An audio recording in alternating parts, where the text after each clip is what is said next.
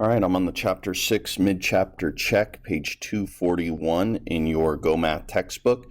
If you don't have it out, get it out now and follow along. Okay, number 1, a blank is a rate in which two quantities are equal but use different units. So you're going to use one of these three vocabulary words, and look, it tells you where to look, page 229. So I'm going to let you find that answer. Go back to page 229 in your textbook and see which one of these three vocabulary terms it says is two quantities that are equal but use different units. But again, if you need help finding that, please raise your hand. Number 2, blank is the amount a container can hold. Okay, so again, this is found on page 233.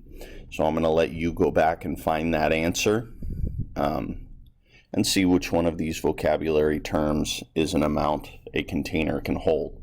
But of course, if you need extra help, please raise your hand. All right, number 3. A professional football field is 160 feet wide. What is the width of the field in yards? So we can do a conversion factor here. We can do 160 times, and then I want to get to yards, so yards goes on top. 1 yard is 3 feet. Okay, and then 160 is the same thing as 160 over 1, and so I get 160 times 1 is 160, and 1 times 3 is 3, and then I just divide the denominator into the numerator. I'll let you go ahead and do that math.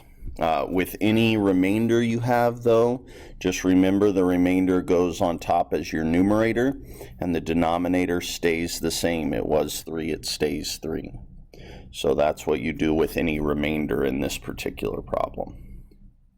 All right, if you need additional help with the division, though, please raise your hand.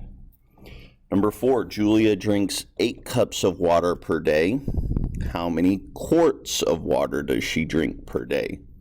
So I start with what they give me, 8 cups, and I'm going to multiply that by, and I want quarts on top because quarts is what I'm looking for.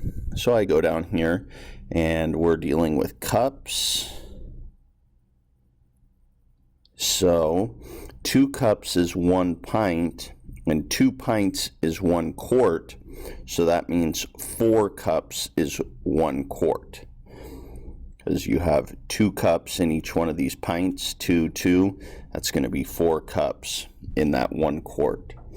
So 1 quart is 4 cups, and then I multiply that up straight across. I remember 8 is the same thing as 8 over 1. Oh, I can even cross simplify here, just using basic math rules that we've already learned. 4 goes into 4 1 time, 4 goes into 8 2 times. 2 times 1 is 2, 1 times 1 is 1, 2 over 1 is equal to 1, or excuse me, 2 over 1 is equal to 2, and that's quarts.